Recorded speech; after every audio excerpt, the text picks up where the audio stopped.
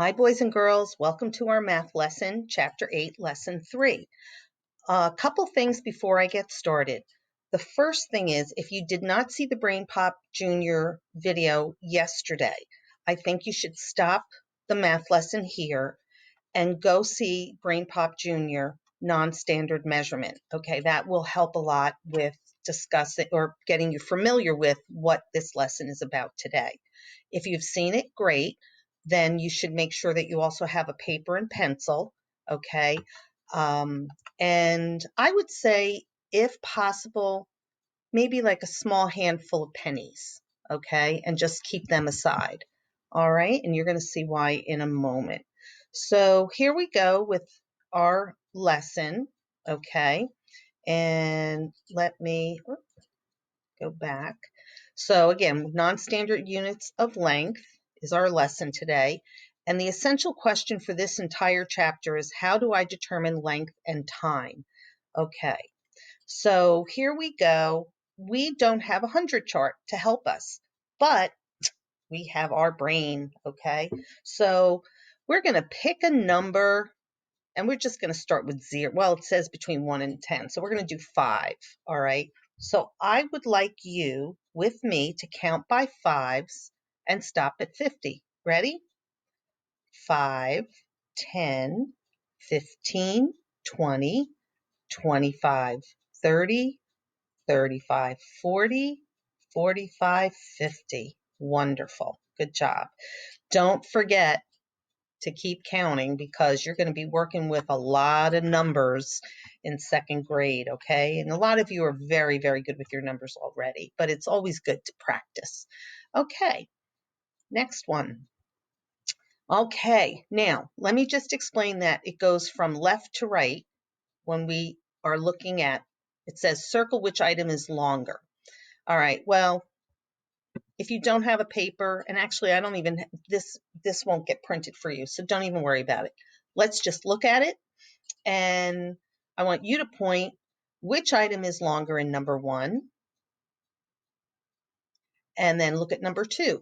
Which item is longer? Yes, I know, it's easy for you, but let's check. There you go. All right, now let's look at the next one. Which item is shorter? Shorter, again, across. And number 4, across. Ready?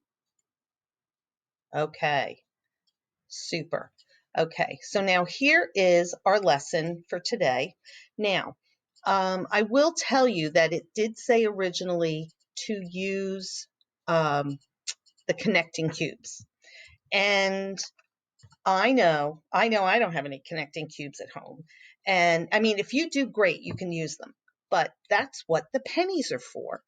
So what I would like you to do is take the pennies, one, and each time measure with the pennies one of these pictures, and then put about. Now, remember, with the non-standard measurement, okay, we're going to say about, because it's not exact. If there's a little bit of space at one end, that's why we say about, okay? And also remember, when you lay the penny down, okay, you just go to the end of, the poster paint jar here, okay? And then you lay them neatly across to the lid, okay? And then you write about, and then however many pennies, okay?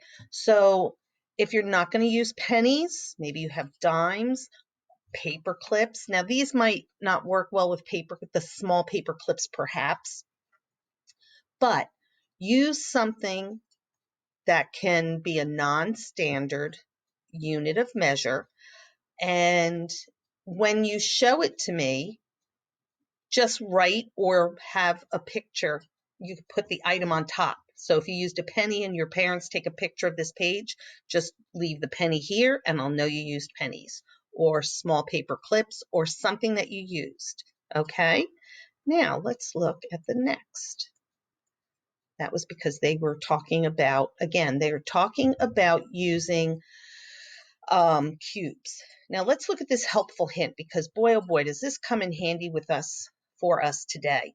Helpful hint, you can measure objects using cubes, paper clips, or pennies. All right, so now here, again, they're talking about using the cubes. Try it with pennies, okay? And here's what, to me, what's more important for you to practice is making sure that you line up one side with the line and then see how it goes. Okay, so the practice for you here really is just making sure that when you try it, you're going to line up next to the line. Okay, we're not going to go past it. And I know it, do the best you can. This is just something we can try for practicing. Okay, and of course, they show us the answer there. Same thing, use pencils. I'm sorry, use pennies to measure the pencil. So for the rest of this lesson, boys and girls, you will use pennies or whatever you have at your house, okay, that you can use that will be to use to measure those items. And notice you're between the lines. You're not past it, okay? You're not over it.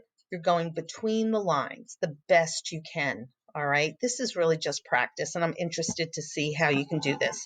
If you want to take a real object, okay, so for instance, that's a colored pencil. If you have a colored pencil nearby, measure your real pencil, okay?